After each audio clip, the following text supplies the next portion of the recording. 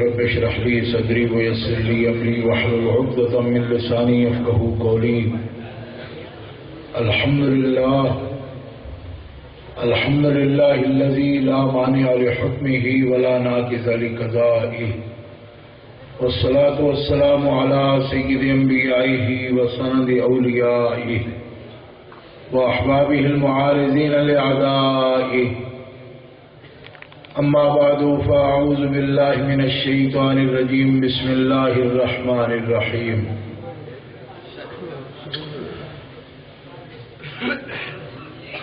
وإذا أخذ الله ميثاق الذين أوتوا الكتاب لتبيننه للناس صدق الله العظيم. إن الله وملائكته يصلون على النبي يا أيها الذين آمنوا صلوا عليه وسلموا تسليما.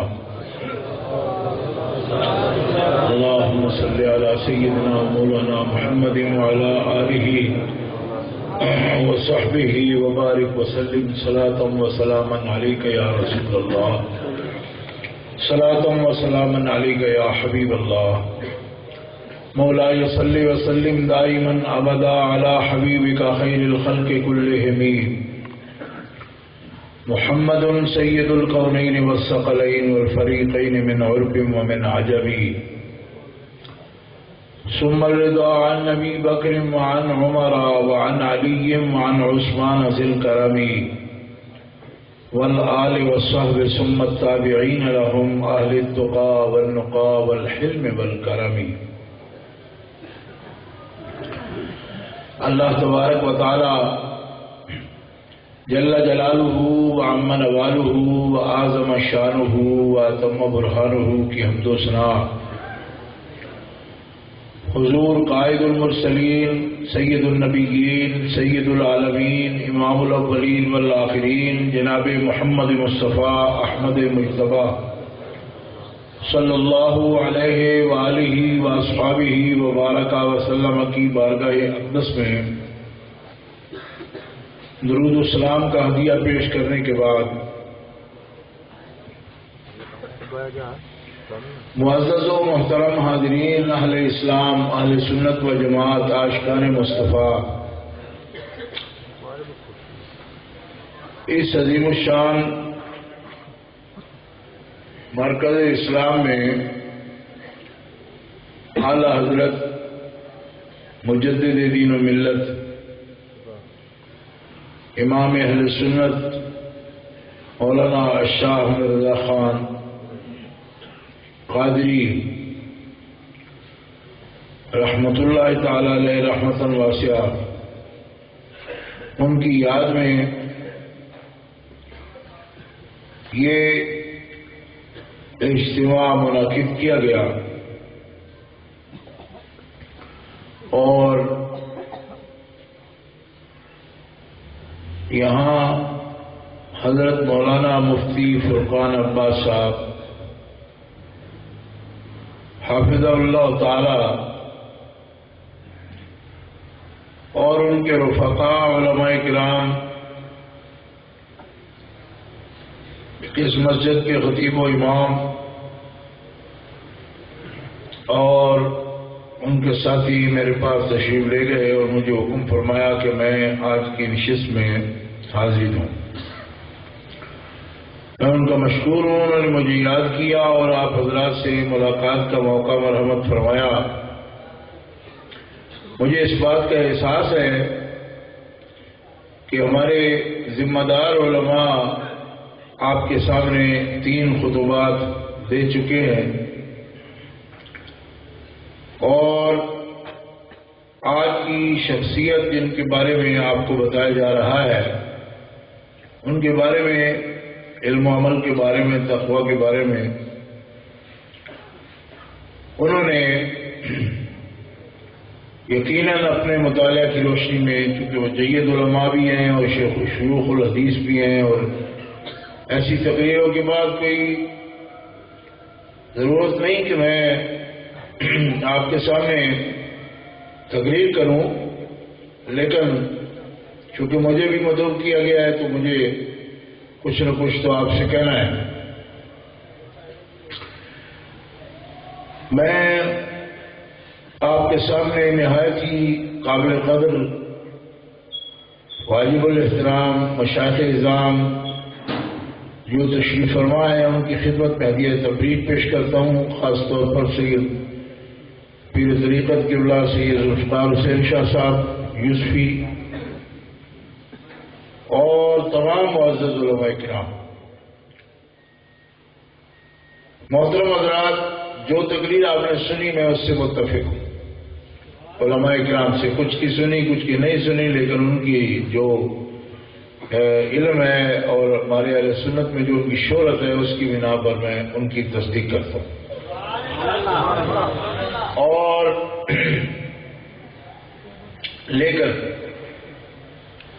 لیکن سے بات شروع ہو گئی۔ لیکن یہ ہے کہ مجھے اعلیٰ سے جو محبت ہے وہ صرف ان کے علم کی وجہ سے نہیں، کیونکہ عالم اور بھی بہت ہے۔ فقہ میں فتاوی رضویہ کا بڑا مقام ہے، اور معاف کرنا میری جماعت کے بہت بڑے جید پیر اور عالم دین، میں اصل میں کوئی طبیعت بوجھل سی ہے تو میں آنکھیں بھی میری کھل نہیں رہی تھی، تو حضرت پیر طریقت قبلہ پیر سید مبشر حسین شاہ صاحب دعوت برکاتہ العالیہ آستانہ عالیہ بلوچہ والا شریف شیخ برا تشریف فرمائے، ان کی خدمت میں بھی میں مؤدبانہ سلام پیش کرتا ہوں۔ ہمارے لیے بہت ہی قابل قدر رہنما ہے ہمارے بھائی۔ علماء بہت سے لوگ ہیں جن کے ہم جلسے نہیں کرتے، کوئی کانفرنس بھی نہیں کرتے۔ میرے خیال میں اعلیٰ حضرت سے بڑے عالم بھی ہو سکتے ہیں، لیکن ہم ان کا کوئی جلسہ نہیں کرتے۔ سال بھر کوئی میٹنگ نہ جلسہ نہ کانفرنس کچھ بھی نہیں کرتے ان کے لیے۔ اس لیے مطلب یہ نکلتا ہے کہ صرف علم کے جلسے نہیں ہوتے، سمجھ آ گئی؟ بڑے بڑے علماء لوگ ہیں، یہ میں تردید نہیں کہ اللہ وہ کہہ رہے ہوں بڑے عالم ہیں تو میں کہوں کہ علم کی تو کوئی لوڑ ہی نہیں، ضرورت ہے، ضرورت ہے۔ اس کا کوئی مفہوم مخالف نہیں سمجھنا، لیکن میں جس وجہ سے بات کر رہا ہوں اس کی طرف توجہ کرو۔ بڑے علماء بزرگ اعلیٰ حضرت کے اساتذہ بھی ہیں جن کے آپ کو نام بھی نہیں آتے، جن استادوں سے بھی انہوں نے پڑھا ہے، سب کے نام بھی نہیں آتے۔ آپ کو پتا ہے کہ اعلیٰ حضرت کے ایک استاد علامہ عبدالعلی فرنگی مالی بھی ہیں؟ نہیں پتا؟ نہیں معلوم نا آپ؟ حالانکہ بہت بڑے عالم ہیں۔ مسلم الثبوت جو اصول فقہ کی کتاب ہے اس کی شرح انہوں نے لکھی ہے فواتح الرحمود کے نام سے، بڑے چوٹی کے عالم ہیں علامہ عبدالعلی فرنگی مالی، ٹھیک ہے؟ تو کوئی جلسہ نہیں ان کے نام کا، آج تک میں نے نہیں دیکھا کہ کسی نے علامہ فرنگی مالی کا جلسہ کیا ہو۔ سنی بھی ہیں، عالم بھی ہیں، کتابیں بھی لکھتے ہیں، لیکن جلسہ میں نے آج تک میں نے نہیں دیکھا۔ 55 سال میری عمر ہو گئی ہے، میں نے نہیں دیکھا کہ کبھی ان کا جلسہ ہوتا ہو۔ حالانکہ بڑا علم ہے ان کے پاس، ان استاد ہیں اللہ کے، اور ویسے بھی جو دیکھنا چاہے تو ان کی مثنوی شریف کی جو شرح انہوں نے لکھی ہے صرف وہی دیکھ لو۔ مسلم ثبوت کی شرح لکھنا تو ایک بہت بڑی بات ہے، کیونکہ مسلم ثبوت بڑی مشکل کتاب ہے اصول فقہ کی، بڑے درجے میں پڑھائی جاتی ہے، شروع میں نہیں پڑھائی جاتی، شروع میں اصول شاشی پڑھاتے ہیں اصول فقہ میں، پھر نور الانوار پڑھاتے ہیں، پھر اصابی پڑھاتے ہیں، پھر جا کے مسلم ثبوت پڑھاتے ہیں۔ یعنی اتنے میں بندہ مولوی بن جاتا ہے جس وقت مسلم ثبوت پڑھائیے، اس کی اتنی بڑی شرح ہوتی، مگر ان کا کوئی جلسہ نہیں ہوتا، میں نے نہیں دیکھا کبھی، بلکہ فاتح بھی ان کی نہیں ہوتی۔ مطلب آپ فاتح پر تو کبھی علامہ عبدالعلی کو آپ نے اصالہ ثواب کیا نہیں؟ کیا، کرنا بھی نہیں چاہیے آپ کو، انہوں نے بہت اچھا کام کیا، ہم کہاں کر سکتے ہیں؟ نہیں کرتے۔ اچھا جی، ابھی مفتی فرمان عباس صاحب کہتے تھے وہ عالم بھی ہیں، باعمل بھی ہیں، متقی بھی ہیں۔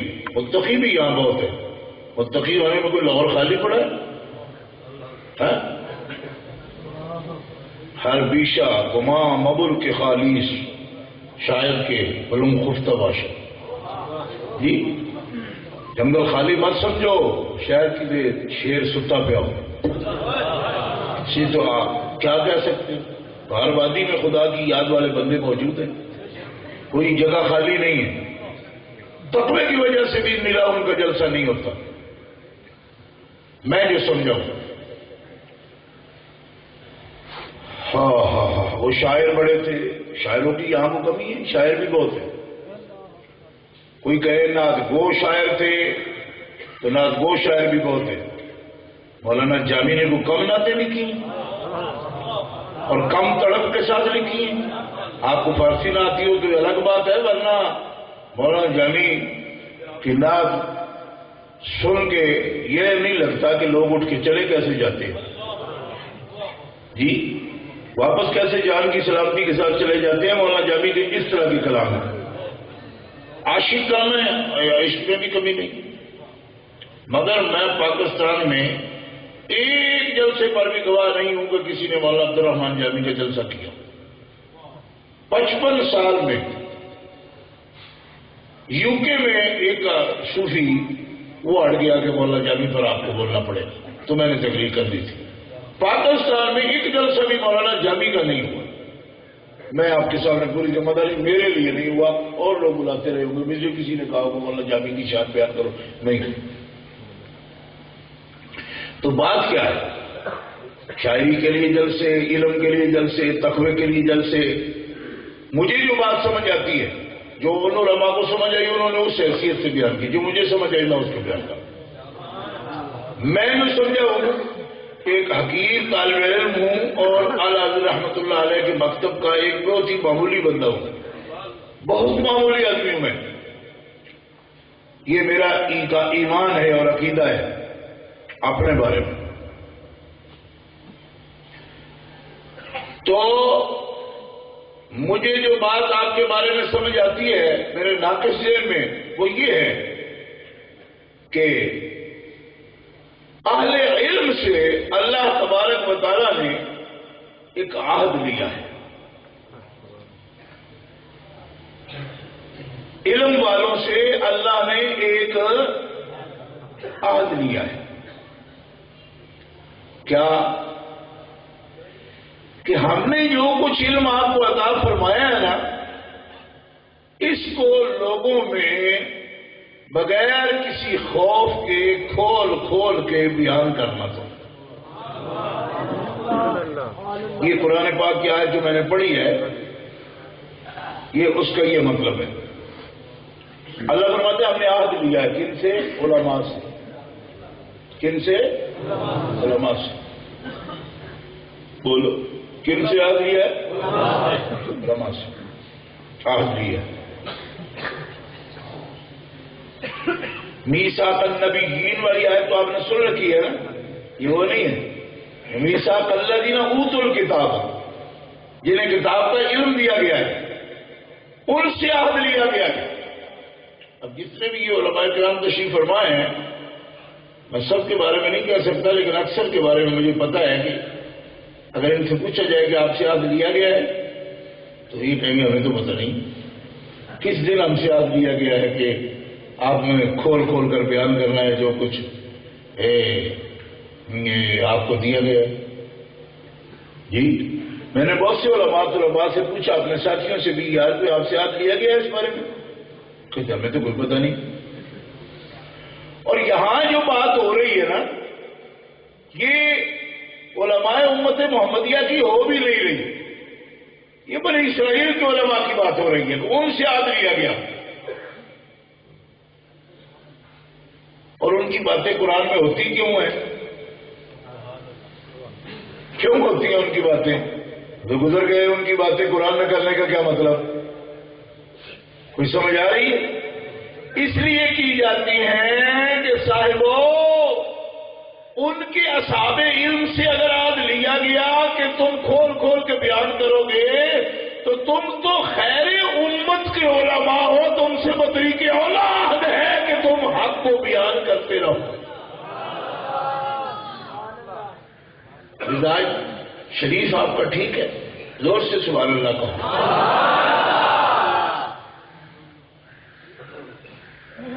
آپ کو سمجھ آئی جو بات میں نے عرض کی؟ اس لیے بیان کی، اس لیے قرآن پاک میں بیان کیا گیا ہے یہ ان کے قصے بھی اسی لیے بیان کیے گئے کہ اس سے تم اولل الالباب عقل والوں کچھ فکر کرو، ان کے قصوں سے سبق حاصل کرو، کچھ ہے اس کے اندر۔ تو علم والوں سے یہ عہد لیا گیا کہ آپ کھولو گے جو بھی بات ہے اس کو کھولو، ولا تکتمونہ، تم چھپاؤ گے نہیں اس کو، جو بھی بات تمہارے پاس ہے تم اس کو زور سے بولو بھائی، یہ عہد دیا گیا علماء سے۔ انہوں نے کیا کیا؟ اب یہ کہانی بیان ہوگی۔ انہوں نے کیا کیا؟ انہوں نے احکام کو، کتاب کے احکام کو، اللہ کے احکام کو پس پش ڈالا، کنڈی پیچھے رکھ دیتا۔ واشتروا به ثمنا قلیلا، اور اللہ کے احکام کو تھوڑے پیسوں کے بدلے میں بیچ ڈالا۔ یہ قرآن پاک میں بیان کر رہا ہے ان اصحاب علم کا حال کہ جنہوں نے کتمان حق کیا، حق کو چھپایا، بیان نہیں کیا۔ اب اللہ تعالیٰ کیا فرماتا ہے؟ بئس ما یشترون، بڑا برا سودا کیا ہوا۔ جس چیز کو بیچا، جس کے بدلے بیچا، انہوں نے کوئی اچھا کام نہیں کیا، بہت برا سودا کیا، بیچ ڈالا دین کو۔ اللہ اکبر۔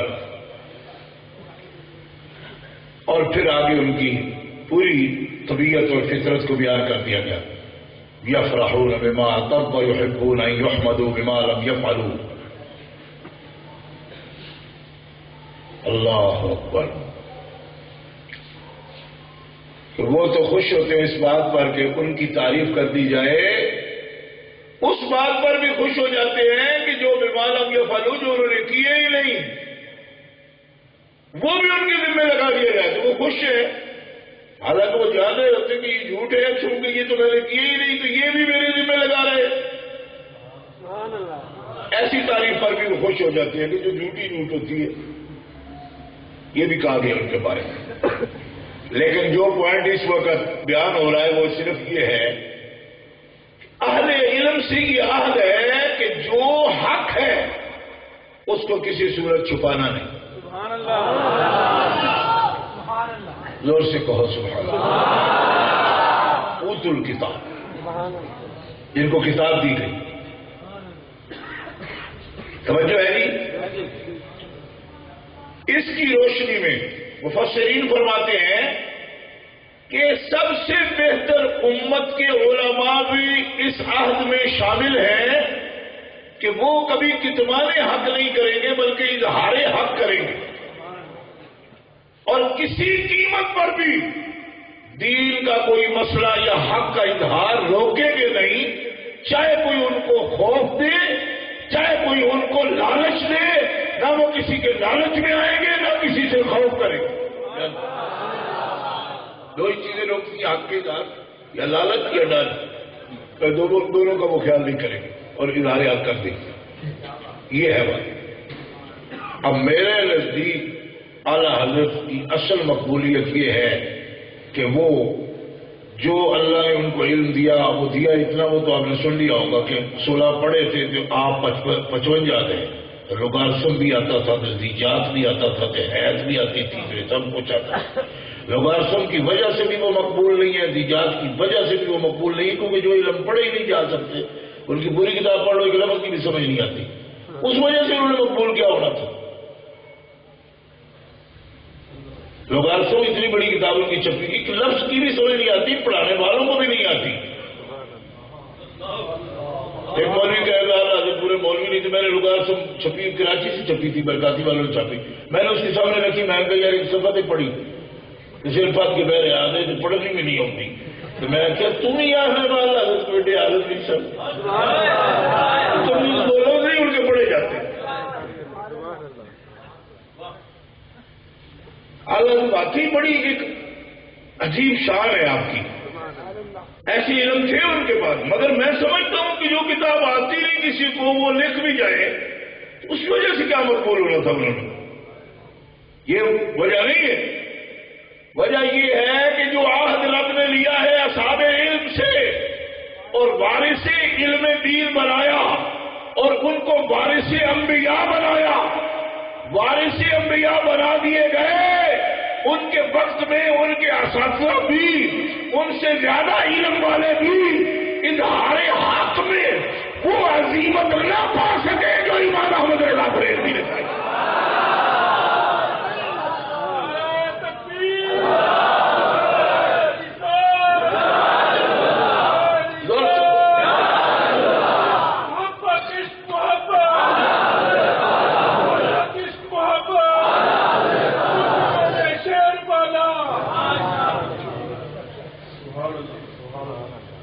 بات سمجھ آ گئی؟ یہ غلط بھی ہو سکتا ہے کہ میرا نقطہ نظر ہے، میں سمجھتا ہوں اس وجہ سے آپ بہت مقبول ہیں۔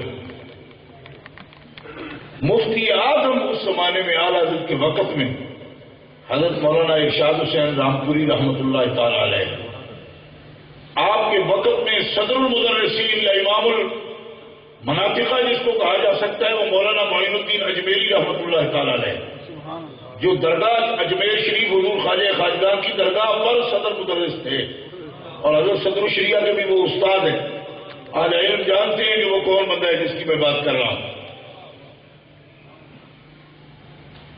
لیکن حضرت مولانا معین الدین صاحب کا نام میں بتا رہا ہوں، 16 نسبتیں بھی بتاؤں گا تو آپ کو سمجھ نہیں آئے گی وہ بندہ کون ہے۔ اجمیر شریف کا نام لو تو آپ کہیں اچھا کوئی مولانا معین الدین صاحب بھی ہے سر، یہ خواجہ معین الدین صاحب سمجھ لیجیے، مولانا معین الدین صاحب کہڑے تھے اعلیٰ حضرت کے وقت میں۔ اور اگر جا کے پوچھو منطق پڑھنے والوں سے تو ان کو پتا ہے کیوں کہ مولانا معین الدین صاحب وہی ہیں جو مولانا میر محمد صاحب کے بھی استاد ہیں، ٹھیک ہے، اور مولانا میر محمد صاحب وہ ہیں جو مولانا طاہر محمد صاحب کے استاد ہیں۔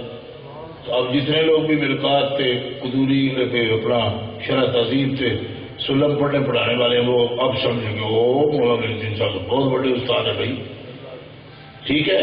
جنہوں نے جی پتا ہے نا انہوں نے فاتحہ دوائی کبھی نہیں، آپ نے گھر سے کب دوائی ذرا مولوی معین الدین صاحب کی چھٹی، پبلک کو پتا کوئی نہیں، جن کو پتا ہے انہوں نے فاتحہ دلانی کوئی نہیں، ان کی بھی چھٹی۔ اب آپ کو سمجھ آ رہی؟ یہ ہے مسئلہ، اور میں حقیقت آپ کو بتا رہا ہوں کہ وہ لوگ اعلیٰ حضرت سے علم میں کوئی کم نہیں ہے، ٹھیک ہے، لباسم نہیں آتی ہوگی ان کو، یا زیجات نہیں آتی ہوگی زیادہ، یا نجوم میں شاید اتنا زیادہ مہارت نہ ہو، مگر جو علوم دینی ہے ان میں وہ کم نہیں تھے، وہ کم نہیں تھے۔ میں یہ بات بالکل علی وجہ البصیرہ کہتا ہوں کہ وہ کم نہیں تھے وہ لوگ، مگر آج نام بھی کسی کو نہیں آتا۔ کسی نے کتاب چھاپی مفتی ارشاد حسین صاحب رامپوری کی، مجھے بھی دی، کیوں کہ اس وقت کے جو فتنے تھے مفتی ارشاد حسین صاحب نے اگر کبھی ہاتھ لگایا بھی اس کو تو بڑی احتیاط سے تھوڑا سا، مولانا معین الدین صاحب نے بالکل لگایا بھی نہیں، الگ تھلگ ایک بس کام اپنا رکھا، بس ہم تدریس کریں گے، عمر کو کام نہیں کریں۔ اعلیٰ حضرت رحمۃ اللہ تعالیٰ علیہ کا رویہ یہ تھا کہ کوئی سیاسی بات پوچھتا ہے تو اس میں بھی کلمہ حق، علم کی بات پوچھتا ہے اس میں بھی کلمہ حق، فقہ کی بات میں بھی کلمہ حق۔ آپ نے کبھی یہ نہیں فرمایا یہ میرا کام نہیں، میرا شعبہ اور ہے، میں شاعر ہوں، میں کتاب نہیں لکھتا، میں کتاب لکھتا ہوں، میں تدریس نہیں کرتا، جب میں تدریس کرتا ہوں میں کانفرنسوں میں نہیں جاتا، جی میں خطبہ صدارت نہیں دیتا، نہیں، وہ پٹنہ میں کانفرنسوں میں بھی چلے گئے، آل انڈیا پٹنہ کانفرنس اس میں خطبے بھی دے رہے ہیں، وہ 2 قومی نظریہ کی تشریح بھی کر رہے ہیں، وہ فتوے بھی جاری کر رہے ہیں، وہ انگریزوں کے چھپے ہوئے ٹکٹ بلکہ برطانیہ کے الٹے ٹکٹ لگا کے انگریزوں سے نفرت کا بھی اظہار کر رہے ہیں۔ وہ حضرت سید شاہ کفایت علی کافی مراد آبادی جو سینٹرل جیل مراد آباد کے سامنے پھانسی کے تختے پر جھول گیا تھا سید، اس کو بادشاہ رات گویا کہہ رہے ہیں اور خود کو ان کا وزیر اعظم کہہ رہے ہیں۔ ہم پوچھتے ہیں جناب صاحب آپ تو بڑے لٹریری آدمی ہیں، یہ شوق بھی ہے آپ کو؟ کیونکہ یہاں کے لٹریری آدمی تو ہوتے ہی اور ہیں، منہ پہ ہی قلمدان بڑھائے پھرتے ہیں. آپ لٹریری آدمی ہو کے بھی ایسے شوق رکھتے ہیں؟ ایک پھانسی کے تختے پر چڑھنے والے سید کے آپ وزیر اعظم ہیں. آپ بتاتے ہیں کافی امام نعت گویا اور انشاءاللہ میں وزیر اعظم.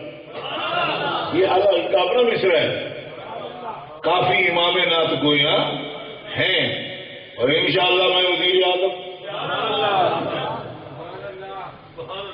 آپ کی طبیعت ٹھیک نہیں، شاہ صاحب نے بتا دیا اس کی طبیعت ٹھیک نہیں ہے، لیکن اب معلوم ہوتا ہے کہ آپ کی طبیعت ٹھیک نہیں. سارا کام ہم کو سونپ رکھا ہے آپ نے. نعرہ تکبیر، نعرہ رسالت، نعرہ رسالت، نعرہ تحقیق، نعرہ حیدری، عشق محبت، عشق محبت، عشق محبت، عشق محبت، سنیوں نے شیخ پالا. یہ بات والا نعرہ بے شک نہ لگائے. آپ سمجھتے ہوں گے کہ ہمیں بلاتے ہی شاید اس لیے نہ لگا. پاڑا بھی تھا آپ نے تو بڈھا ہو گیا، معاف کر دو. درد جلدی ہو جائے تو اس شیر میں بندے چڑھ جانے پھر باقی پاڑیا ہوگا. میرا مجھے دعویٰ ہے نا شاید سیدہ پاڑیا ہے تو نہیں کوئی سید پاڑیا. یہ بھی میرا ایک دعویٰ ہے، کسی طور ثابت کروں گا کسی مجلس میں. یہ بھی بات اس لیے آپ کی مرضی جیسے مرضی کہتے رہو.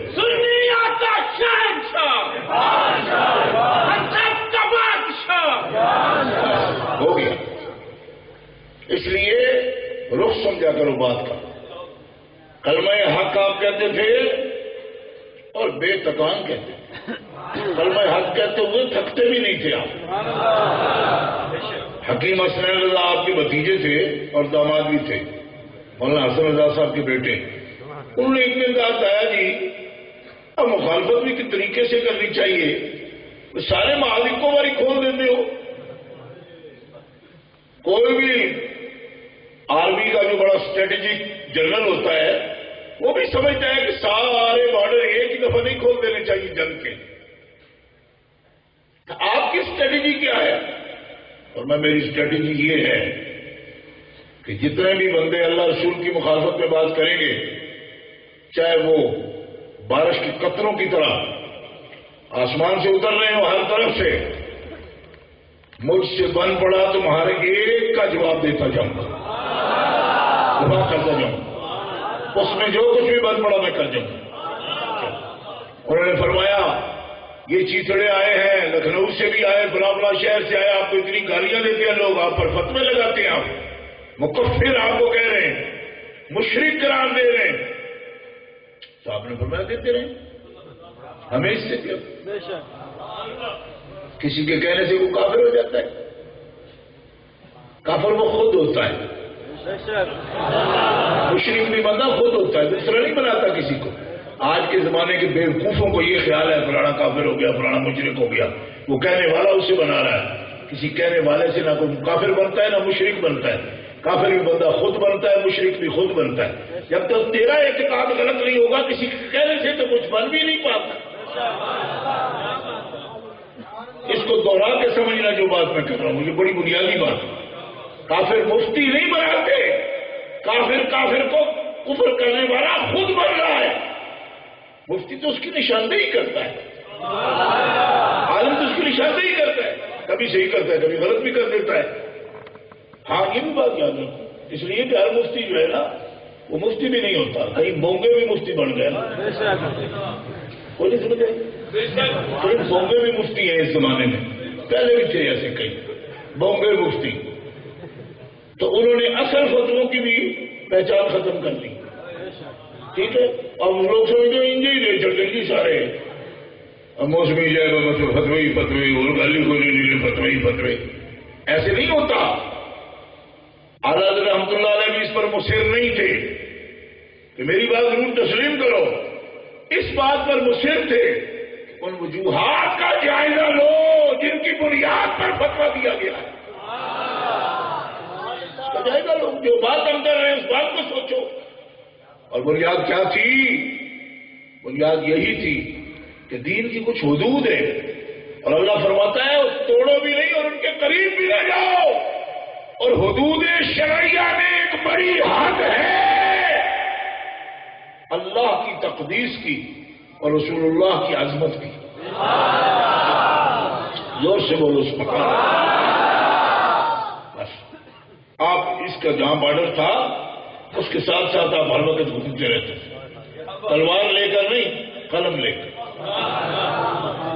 دیکھتے ہیں جیسے بارڈر کے اندر اندر فوجیں گھومتی رہتی ہیں، حدود شرعیہ کا جو بارڈر ہے نا وہاں اعلیٰ حضرت قلم لے کر گھومتے رہتے ہیں۔ اب کیا میں آپ سے سبحان اللہ، اس کے لیے میں کراچی جاؤں گا سبحان اللہ سننے کے لیے۔ دارالعلوم امجدیہ میں میں فکر رضا پر میرا جلسہ کرنا ہے، ٹاؤن شپ والوں کو سمجھ ہی کوئی نہیں آ رہی، ایسے مجھے دیکھ رہے ہو بدری کی بڑی بڑی تکیہ جس طرح۔ اور مسئلہ سمجھو خدا کے بندو، میں کوئی ڈاکٹر پروفیسر نہیں ہوں، میں مولوی ہوں کاٹھا قسم کا،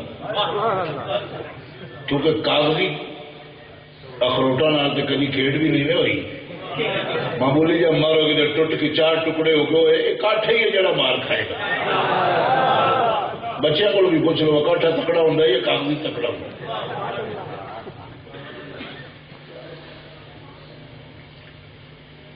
دوستو یہ ہے مسئلہ، میں نے یہ سمجھا، آپ بھی مجھ سے اگر متفق ہو اس بات میں تو میں آپ کو کہہ سکتا ہوں کہ یہ جو روش اعلیٰ حضرت کی تھی یہ روش ہے قیادت کی، یہ ہے تحریک کی، یہ ہے قیادت کی بات، یہ ہے امامت کی بات، یہ ہے تجدید کی بات، یہ ہے ذمہ دار خود کو سمجھنے کی بات۔ آج کے دور میں بھی اتنا ہی چیلنج ہے، مگر سینکڑوں نہیں ہزاروں کی تعداد میں علماء سے میں بات کرتا ہوں تو پتہ کیا کہتے ہیں؟ ہاں ہے تو ایسا، لیکن کوئی ہماری ذمہ داری تو نہیں ہے نا، ہم ہی کیوں؟ بلکہ میں کبھی کوئی بات کہتا ہوں تو مجھے کبھی شاید آپ ہی کیوں؟ تو میں کہتا ہوں میں بھی نہیں، آپ بھی نہیں، ہے کون؟ یعنی کہا کہ اپنا چھوٹا لگتا ہے لوگوں کو، میں عاجز۔ میں نے کہا ہر دشمن کے مقابلے میں آپ عاجز ہیں، دوستوں سے جنگ جب آپ کی دیکھی جاتی ہے تو آپ ماشاءاللہ بڑے تکڑے ہو، اپنے بت کے لیے لڑتے ہو تو ہر جگہ بڑے اونچے نظر آتے ہو، اور جب دشمن کا منہ نظر آتا ہے تو عاجز ہو جاتے ہو۔ یہ تو منافقین کی طرف ہے، یہ منافقین کی طرف ہے۔ امام احمد رضا کو دشمن سے خوف نہیں آتا تھا، ڈرتے نہیں تھے کسی سے، خوف نہیں آتا تھا، گالیاں پڑتی تھی، میرے سامنے وہ رسالے موجود ہیں جن میں گالیاں پڑتی تھی، آج تک پڑھ رہی ہیں، آج تک پڑھ رہی ہیں۔ بھابیا کے رسالے اٹھا کے دیکھ لو، وہ سب سے متفق ہیں، سب کو رحمۃ اللہ علیہ بھی لکھیں گے۔ خان صاحب سے لڑائی ہے، ایک خان کو نکالو باقی سارے ٹھیک ہے، کیوں؟ اس واسطے کہ چوپا ہوئی تو خان نہیں دیتی ہے، ہو گیا کہ کچھ نہیں سمجھ آئی، کبھی خان کو بھی پتا تھا کہ یہ رضا کے نیزے کی مار ہے، یہ عدو کے سینے میں وار ہے، اور کسے چارہ جوئی کا وار ہے کہ یہ وار وار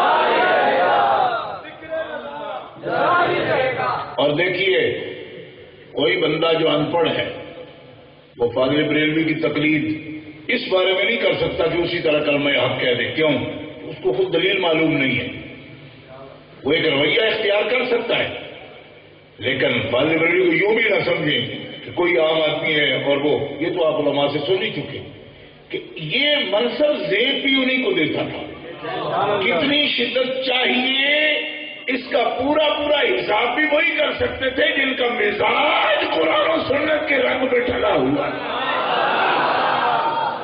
دوسرے آدمی کو پتہ ہی نہیں، دوسرا جو لوٹتا جائے گا جہاں کم دلی ہے حرارت ذرا وہاں پہ زیادہ پیر دبا دے گا.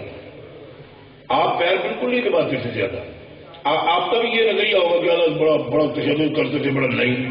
آپ ان کے مکتوبات اٹھا کے دیکھیے, اللہ کے مکتوبات امام احمد رضا اٹھا کے دیکھیں. اشرف علی تھانوی کو بھی مولانا اور السلام علیکم کہا. کب تک؟ جب تک وہ ڈٹا نہیں اپنی کفری عبادت پر. جب اس کو آپ دعوت دیتے تھے نا کہ غور کرو غور کرو, تو یہ غور والے خط چھپے ہوئے آپ کے مل جاتے ہیں مکتوبات امام احمد رضا محمود احمد قادری کی ترتیب سے. اس میں جب تک اس نے انکار نہیں نہ کر دیا کہ میں عبادت واپس نہیں لیتا, تب تک مولانا بھی لکھتے تھے, السلام علیکم بھی لکھتے تھے ان کو. اس کا مطلب ہے کہ اللہ حضرت ملی ببیری موانے لکھائے لکھن. علماء علم کلام کی تشریحات اور ساری قیود کی پابندی کرتے تھے اور میرا تباہ کے تقاضے سے مخالفت نہیں کرتے تھے. کیونکہ تباہ کے تقاضے سے جو مخالفت کرے گا وہ پھر فرق نہیں کر سکے گا کہ مجھے کتنا اختلاف کرنا ہے اور کتنا رد کرنا ہے. اور جو شرعی طور پر مخالفت کر رہا ہے وہ شریعت کے ضابطے بھی پہچانتا ہے, بلکہ اس کے حور میں ایک مقدار ہے شریعت کے ضوابط کے سمجھنے کی, ایک کنٹرول ہے. اس کنٹرول کے تحت وہ ہر دشمن خدا اور دشمن مصطفیٰ کا محاسبہ کرتا ہے.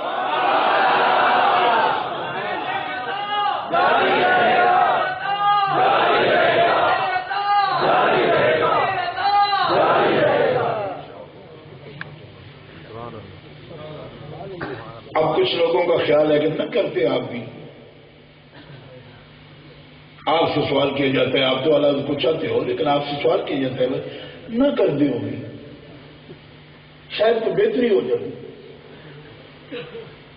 آپ بھی نہ کرتے, چھوڑ دیتے. جب مولانا ارشاد صاحب نہیں کرتے تھے تو یہ بھی نہ کرتے, مفتی ارشاد صاحب رامپوری نہیں کرتے تھے تو یہ بھی نہ کرتے, مولانا معین الدین اجمیری نہیں کرتے یہ بھی نہ کرتے.